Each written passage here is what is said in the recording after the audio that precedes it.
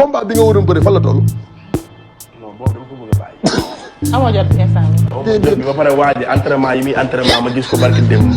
déglu ko déglu ko. ay pneu lay yëkkati barki alxuraan. da ngaa ba pare waa ji daa jël avance ba pare dem toog ci di jooytu rek naan sama yaay daa sonn nag ñun ñëpp suñu yaay sonn muy def di ma jaxase ak àdduna sama yaay bàyyi làmb jooju man dama koy delloo. promoteur bi pët damay delloo sa xaalis. waa ji ay pneu.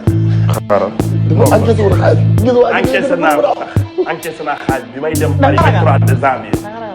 non fu mu nekk nii moom nekkuma ci muuru bëre ko. benn toog na ne yaayam daa sonn.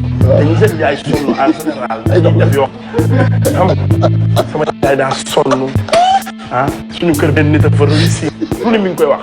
billaay sama mag bu góor bi rek moo réussir man maa ngi nii sonn ba yàq yaa ngi génn waajaa ngi génnee muscle yi sol siletement toog.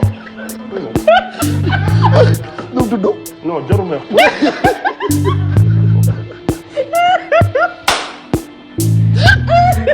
léegi da ngay delloo avance. ci barke sëñ Bamba dama koy delloo. mais est-ce que yow yoon dina la may nga delloo avance. waaw man parce que demagul régularisé guñ ko loolu yëpp li jënd naa man waa ji fan yii yëpp bi may woo naan ma kaay dem régulariser comme man nee naa ko xaaral damaa dem Paris xaaral tey woo na ba sonn jëlu ma ko ndax loolu laay di jënd nii. moom xanaa xamul yow da ngay fo.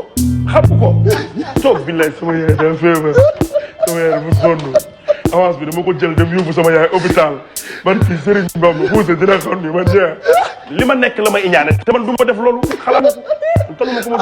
laay